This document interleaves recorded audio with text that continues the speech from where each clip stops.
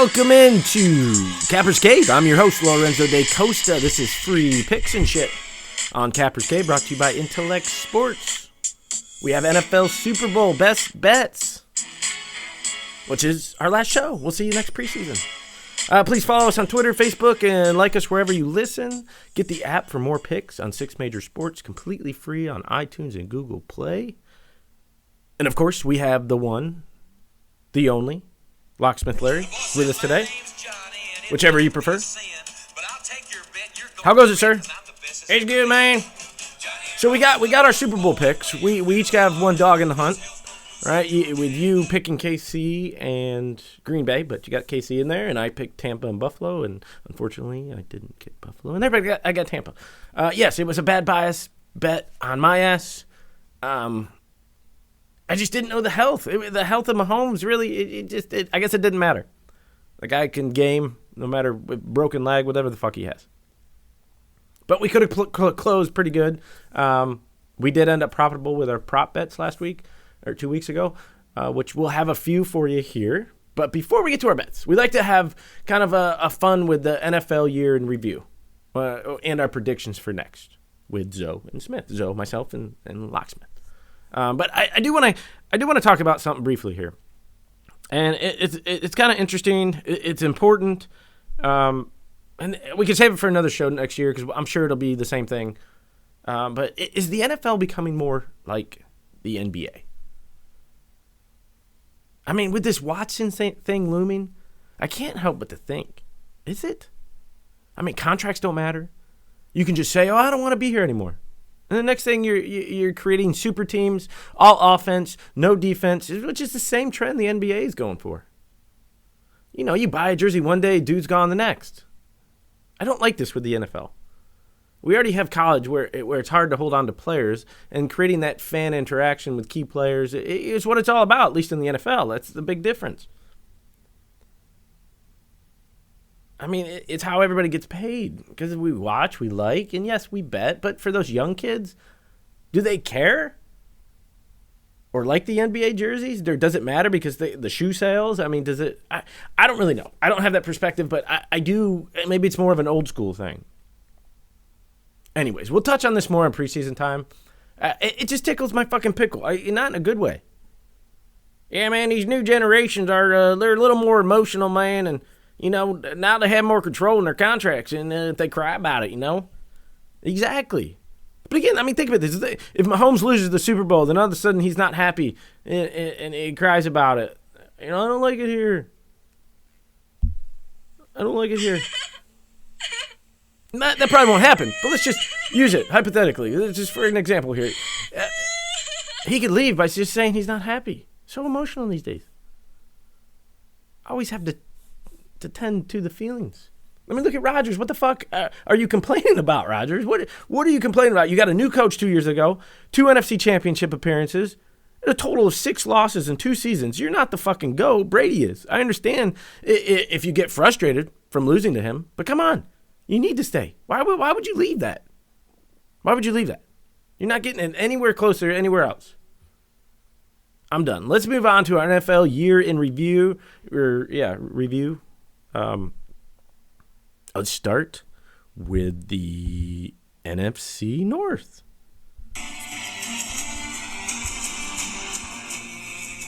Yes, the eternal winter has come to send this division in hibernation for years to come. Rodgers can't get over the hump again. Maybe too much humping around the stars of Olivia Munn and Danica Kirkpatrick and newfound love Shailene Woodley. Rodgers may be reaching for the wrong stars, but will he find his way back to sunny California? There'll be plenty of stars to get over the hump there. Detroit will part ways with their franchise QB, Stafford, who broke every record there, proving not only that they are the worst franchise, but possibly, well, you know, it could be worse, though, at least we're not Detroit. Maybe the worst city in America. We're not Detroit. Worst franchise, worst city. NFC South.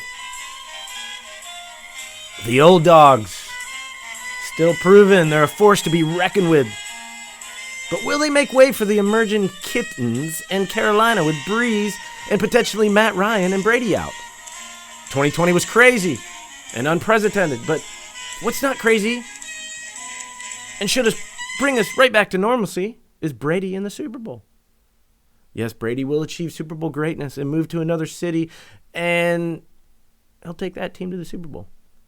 I tell you what, if you really want to truly prove that you're the best, move to Jersey and play for the Jets and achieve Super Bowl greatness there.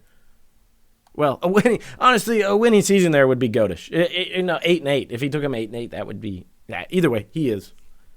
NFC West, a division of highs and lows. The Seahawks proven to be a no-show without their fans.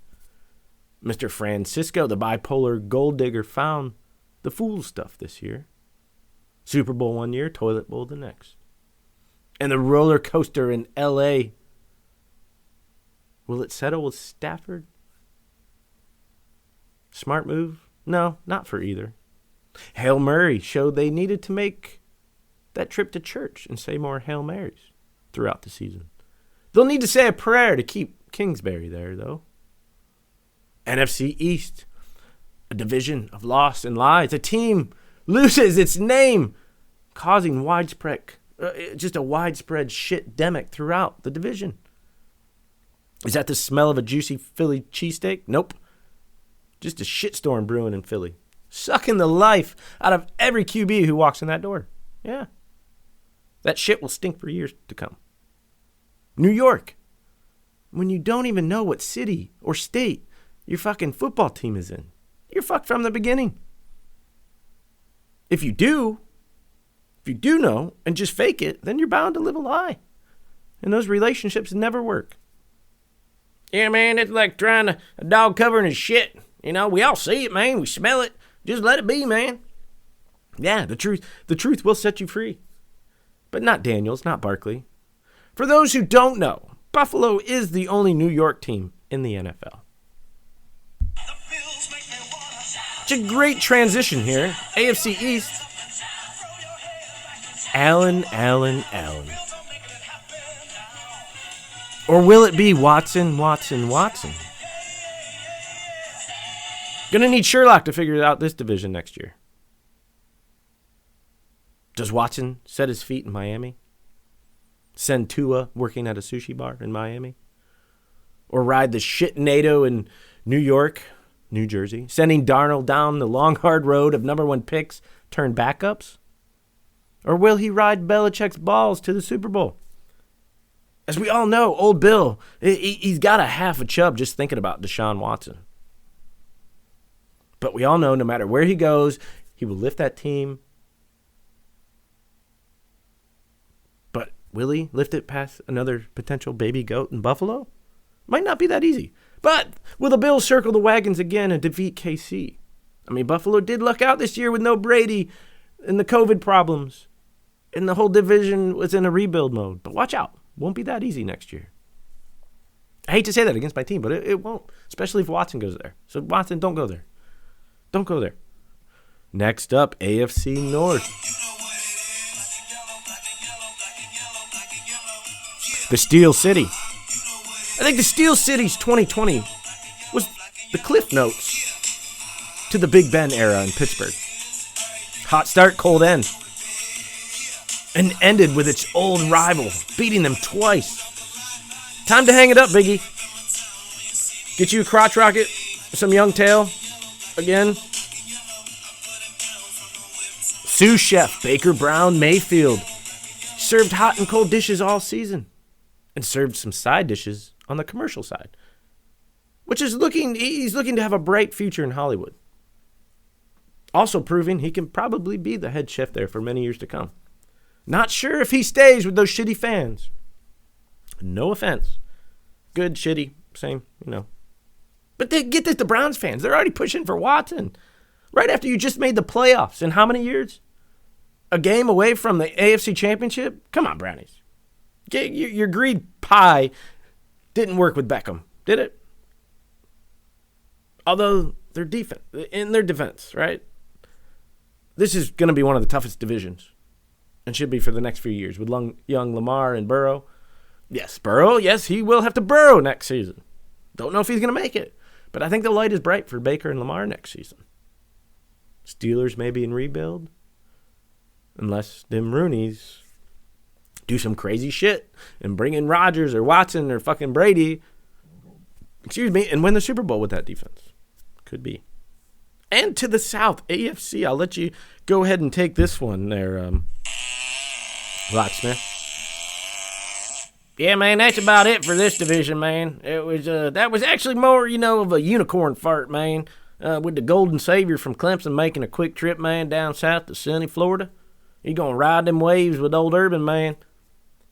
Yes, man, and yes, to play in the NFL, not college, man. It could be a hurricane brewing there, man. Which it could be messy either way, man, for either side. But we all know this ain't a quick fix. Man, it won't be there for about another 3 or 4 years. Tennessee, man, they ride the bus of Henry once again, only to get shut down in the playoffs. Sounds like the script, man, for seasons to come. Indy on the rise, just need a new horse in that race, man, under center. Or you could just kick another dead horse and pick up Big Ben for one season and be done one and done in the playoffs. Next team, well, there's no team in Houston anymore. Well, for now, there may be, but they's doomed for a decade, man. Yeah, they are. AFC West. We all know this division.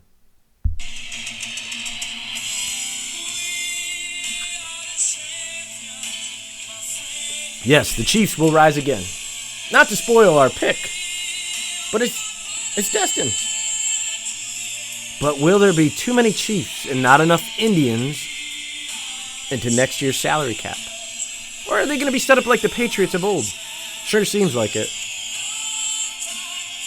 Viva Las Gruden. We all wanted a success story here, right?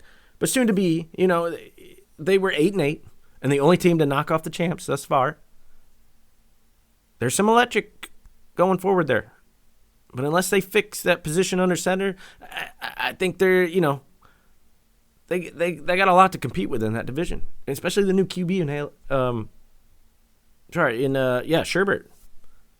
Sherbert Herbert. Yeah, that low fat Sherbert Herbert train is it's on the move. It's coming to theaters near you. Beware, not this coming next year. We expect them to have a sophomore slump with the new systems in place, new coach. Still 2 to 3 years out, we think. Denver. Getting high and mile high. It's about all they did this year. Locked and unloaded a box of rubber bullets and a bag of weed gummies. And they should be on the 5-year bachelor's plan. Just to get a winning season. Their 1-5 conference record won't cut it here. Good luck, high as a mile Broncos. And now we finally come to it. Super Bowl 55. Kansas City Chiefs at Tampa Bay Bucks. Yeah, literally at fucking Tampa. Fucking Tom. That's what that is. A horseshoe up his ass. Anyways, line still sits at 3, over under 56.5, and you could probably find 3.5 out there if you're looking at Tampa. We have our best bets on the game line, some prop bets, and some betting notes. We'll start with the official coin toss. Heads has come up 25 times in the Super Bowl history, while tails has come up 29 times, including the last 5 of 7. Good luck with that shit, you degenerate. But we're not taking either side here. Just some notes. So if you win the Super Bowl, the chances are outstanding that you'll cover as well. The team that wins the Super Bowl has gone on to cover the point spread an incredible 46 times. Just 6 non-covers and 2 pushes. Basically a pick'em if you pick the right squad, right? All right, if you're looking for some 2-point props out there, the Chiefs won a perfect 3 for 3 on 2-point conversions. The Buccaneers were 0 for 2. That said, there's been at least one 2-point attempt in 8 of the past 11 Super Bowls, with teams going 5 for 9 on those attempts. Choose your lesser. We're not taking anything there, just some notes here. Listen to this. Tom Brady is going to play in his 10th Super Bowl. We all know that. which puts him at a 48% mark for his fucking career. That's essentially, half of his career. He played in the big game. He has a 100% playoff mark, except 1 year he was hurt, but he's made it to the playoffs like every year. And while the GOAT, Tommy Gunn, Tommy Terrific, might just be the greatest quarterback in history of the sport, he hasn't fared well on his first pass of the game in Super Bowls, going just 4 of 9. In fact, he's completed his first pass just once in his past 6 title games. Saw his first attempt intercepted in his previous Super Bowl 2 years ago. This is the prop.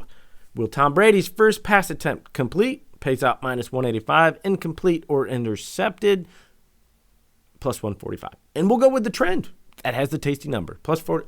We're going to take 145 as an incomplete pass as his first pass or intercepted. Lock it up.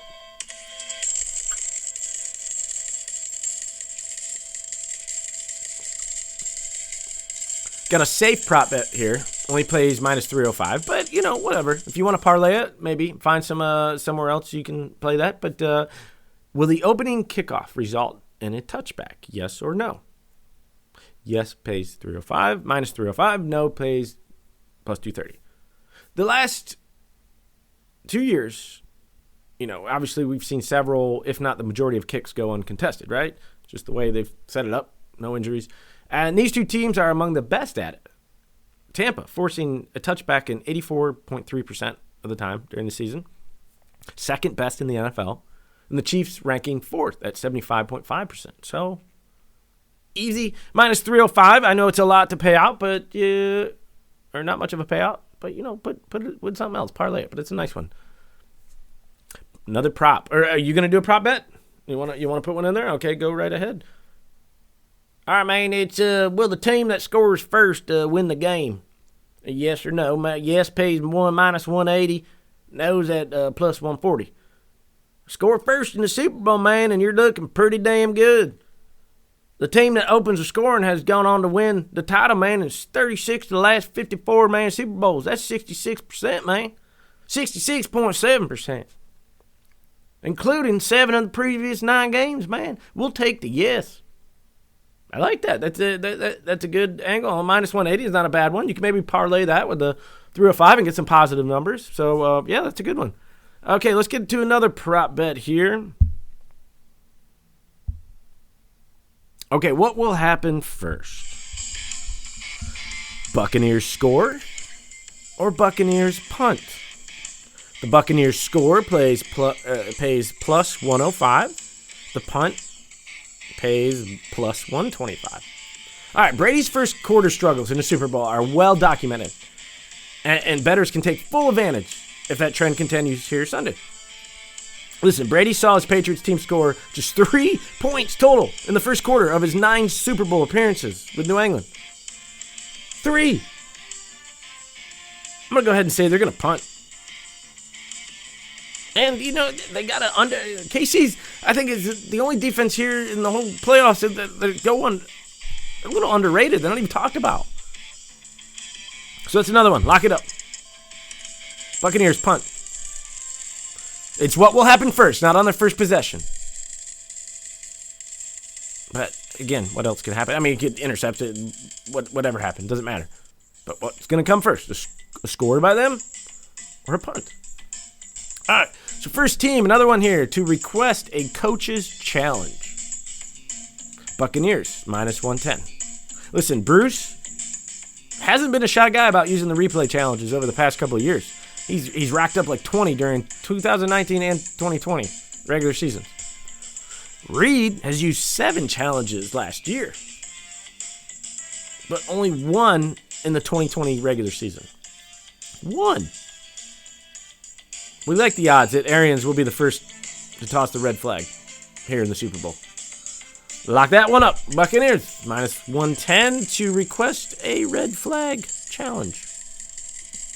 And it has to be first team to request it, obviously. Let's get to more props. We got a lot for you here. All right, last score of the first half will be a TD or a field goal or field goal safety / safety. He can be either one. So the TD plays plus 100, and the safety field goal pays minus 20.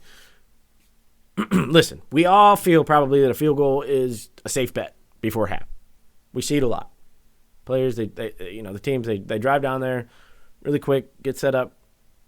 But the Super Bowl has stopped that trend here. 13 of the previous 19 Super Bowls, featured a TD in the last scoring play of the first half. So, what do? Yeah, we're going to take the plus 100 there to see a TD for the last score before half.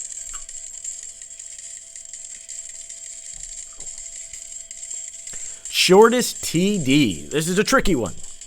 Will it be under 1.5 yards or over 1.5 yards? Under 1.5 yards, basically a goal line stance, within, so minus 200, that pays. Over 1.5 yards, plus 150. We like the plus one here. The 1 yard touchdown. The most exciting 3-foot fucking play in professional sports, right? The Chiefs scored a buttload of touchdowns in 2020.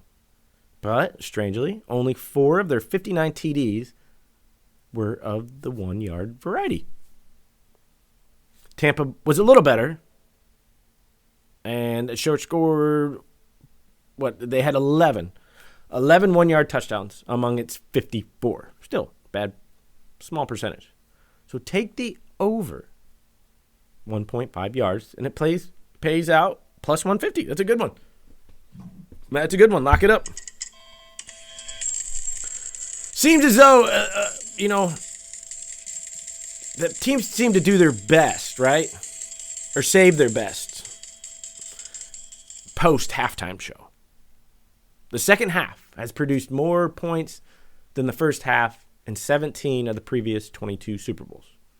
Which brings us to our next prop, the fourth quarter.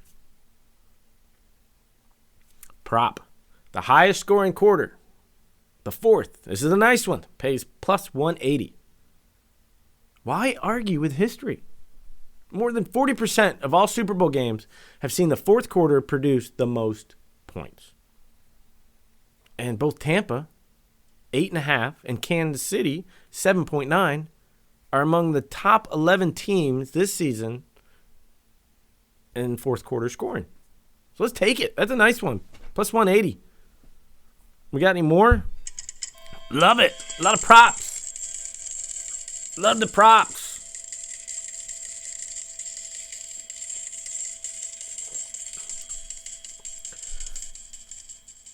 All right.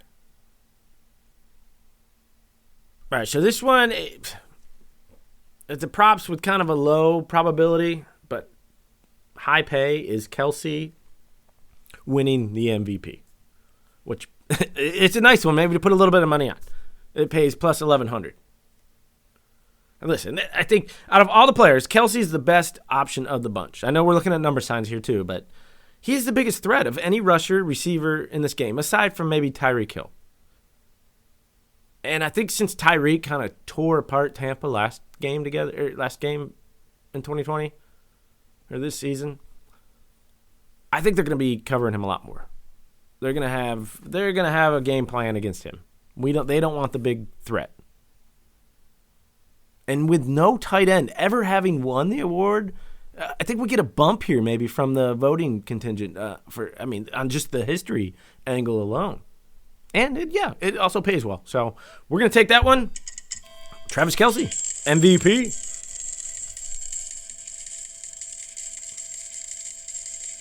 All right, without further ado, let's get to our game bets. Because these are, well, not the most important. They all pay, so doesn't matter. Okay, so Brady, essentially. Was that funny? Was that funny, Locksmith? No, it wasn't. You just hit the wrong button, didn't you? Brady essentially playing his old organization. Is he not? The new GOAT coach, the baby GOAT, and the other underdog has covered the last 6 of 9, but the Faves have the overall edge, 29-23 and 2 ATS. So we do like the Faves here. But not just because of that. We don't like the 3. This could easily be a push, with Brady's average Super Bowl margin at 4.8. But heavily due to the last one, the 13-3 win over the Rams in 2018. But the first 5 Super Bowls, 3 points, 3 points, 3 points, 4 points, 4 points. But his loss margin is 5.8. So it's safe to say here, if the Bucs lose, it probably will be over 3 points. But we still don't like it. The better play here is the money line or the tease to the under, which we'll get to that bet, or a parlay money line with some prop bets. All right, let's move on to the on-field matchup. I just don't see how the Chiefs fail to have success throwing the ball, right? They won't. Tampa's young secondary, they're exploitable, and every time they face a quarterback who can just push it downfield, they've been exposed. Listen, they've looked good against an aging Drew Brees with a torn whatever the hell he had. But the week before that, they made Tyler Heineke look like a fucking franchise quarterback. Listen, Chiefs also won by 3 points when these teams played in Tampa during the regular season. But the game wasn't that close, as the final score indicated. KC was up 17 in the fourth quarter before a couple of late Bucs touchdowns to close on the margin. Remember, this is the Tampa Bay team that won one game against teams with winning records during the regular season. One game against winning teams in the regular season. And their playoff run has been fluky. Thus far, yeah, fluky. Brady was mostly horrible against Green Bay. He tossed 3 interceptions. And it took an extreme series of miscues by the Packers just for them to win that game. Listen, their luck may finally run out here. We think so. The under also makes some sense here because everybody seems to be underrating this Chiefs defense, like we spoke of before.